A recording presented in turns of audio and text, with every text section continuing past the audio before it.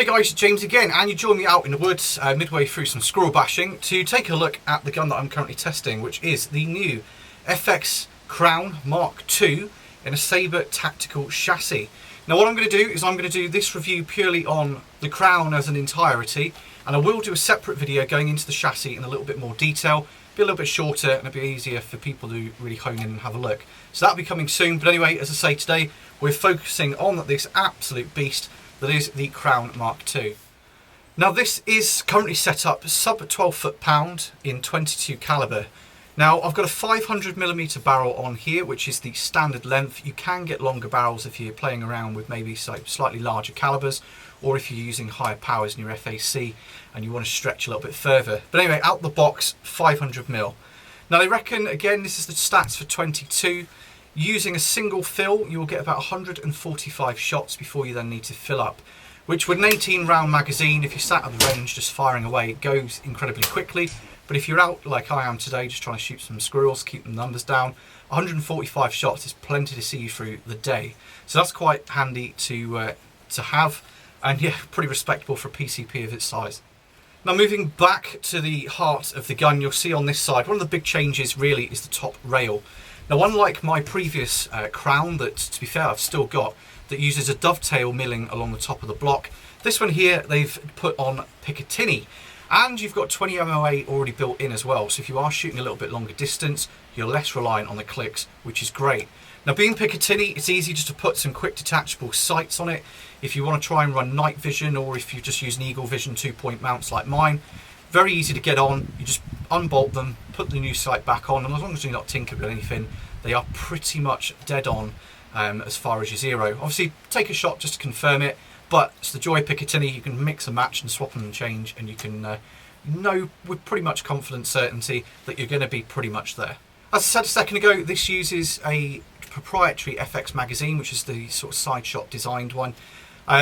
Holds 18 rounds in 22. If you're in 177 in the UK, you get 22 rounds, so a few extra shots.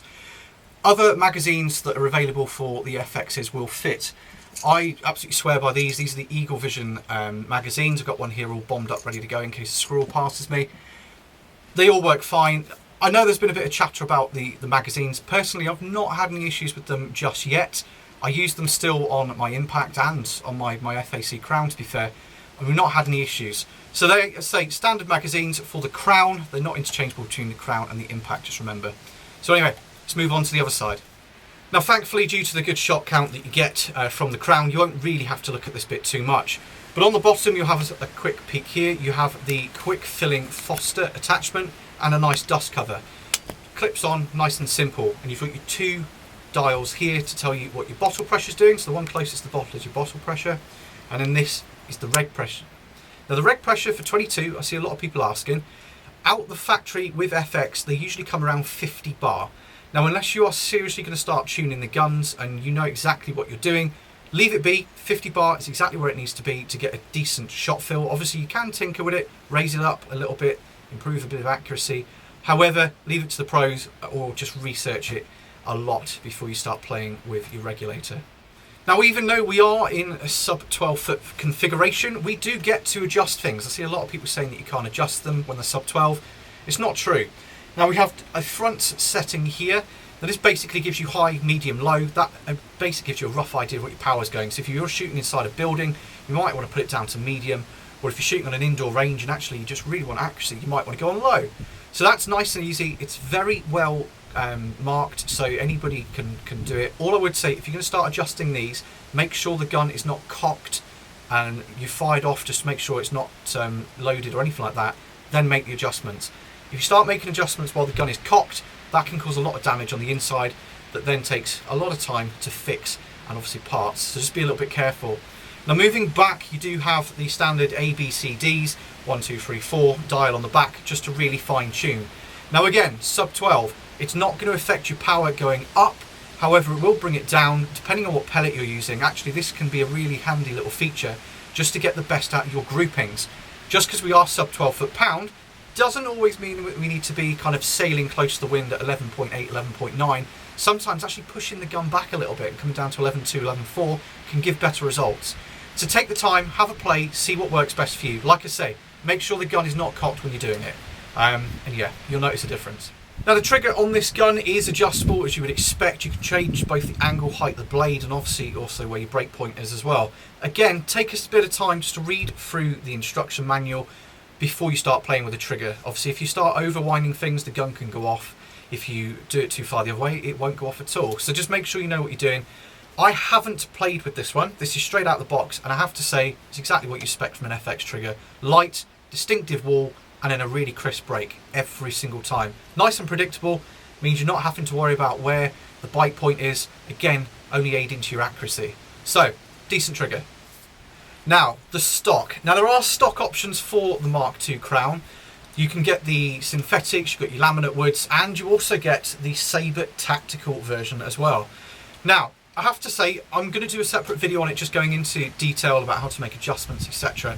in a separate video. That will come next. However, my first kind of use of a Saber Tactical product, and I have to say I've been really, really impressed. The stock and the adjustment that you can make here on the butt piece, I'll be honest, a lot of time I thought it was a bit of a gimmick. However, now I've got my hands on one and actually set it up for me, raised up the cheek piece here a little bit, it's so comfy. It's really, really comfy, and it's not actually that heavy, which is quite nice. So walking around the woods, it feels just as home as I would with my normal wood stock. Moving forward, pistol grip is what it is. Then we have the nice Swiss Arc rail on the front. Now one thing I quite like with this system is this little section of Picatinny on the end. Now you can put a bipod on there, and then you have a massive base between the front of your barrel and you. Now the longer the base, general rule of thumb, the more stable it is. The less your front end's going to move around, as long as you, the shooter, are doing your bit at the back. That's something I've quite enjoyed, coming from a lot of impacts where the bipod's quite far back. This made a pleasant change. Now, as I say, if you really fancy and you've got one of those Gucci bipods or tripod setups that use the Swiss Arc rails, you can pretty much mount them on here, so you can have it as a static shooting position, ready to shoot, you know, whatever it is your chosen quarry is. And also, again, not forgetting, they do claim that this is M-LOK down the side. So if you want to bolt Gucci bits on the side, then so be it. Personally, I don't really know what you'd want to put on here, unless it was like a laser rangefinder or something that will add to the shooting experience, other than just looking a bit fancy, I suppose. We will go into the stock a lot more detail later on, so stay tuned for that. Right, so the important bit. It's a big, expensive gun with lots of fancy features. However, how does it shoot? In short, very, very, very well. The last 2 days I've spent a lot of time on an outdoor range down at the Gunroom Country Clothing, just really trying to get the gun dialed in with the RWS Super Domes that I had. Obviously I don't usually shoot 22, so they were the only pellets I had. So I don't know if they're the best pellets for the gun. I don't know if they are the most accurate pellets for the gun. However, even in a yellow weather warning with very heavy winds at 50 yards, I was shooting 10 shot groups, so proper groups, and I could cover them with my thumb on the metal board that we were shooting against, which I have to say, coming from 177, I was really impressed with. Moving further back into what I would call normal shooting ranges for a sub 12 foot gun, so maybe 35 yards, 30 yards, again, exactly what you would expect of a gun of this price point and caliber. Pellet, pellet, pellet. Every dot that I drew on the piece of paper, squeeze the trigger, it's gone again. Next one, shoot the dot out, shoot the dot out. It is a tack driver. Now I expected nothing less from the Smooth Twist X Superlight barrel that's in here, but again, for a brand new gun that we've not had time to clean the barrels and, you know, really try and show it off to its maximum as such, obviously it's only a demo gun, I was very, very, very impressed. But again, kind of expect nothing less of a gun when you're paying as much as you are for the Crown. So anyway, let's move into final thoughts, conclusions, and yeah, see what I think. Now, for the big one, and this is where I think a lot of people's eyes will water a little bit, the price tag. Now, excluding the moderator, that's my own mod, the scope and the scope mounts, the gun and the chassis, as is, costs a hair under £2,000. Now, it's the right side of £2,000, but nevertheless, that's a lot of money, and for us normal types, that's a lot of money. However, it does exactly what it says on the tin. It is incredibly comfy, it is incredibly modular. I mean, you can set this up to be the perfect fit for you, and then it shoots like a laser as a result. Now, so far it's all been good. There is one little niggle, which I'm going to put down to the chassis, not the Crown, and that is the safety catch. I really don't like the safety catch. Now on the normal wooden stopped Crown, you have a positive, it clicks in safe, it clicks in fire, and that's your two options. However, the safety catch on this one here, unfortunately, you can put it down into safe, into fire, but if you hit fire a little bit too much, you can twist the safety catch all the way around the back. It would have been really nice just to have had a stop, just so that you knew that where the safety catch was where it's going to end, just so you couldn't over push it in the wrong direction. And also just having a little safe or a fire would have been a bonus. Now from what I found, if it's pointing up, so if the switch is pointing up, it's in safe, doesn't fire.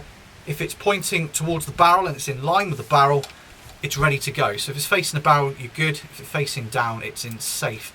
I say it's a really small niggle, but it just would have been so simple to fix it.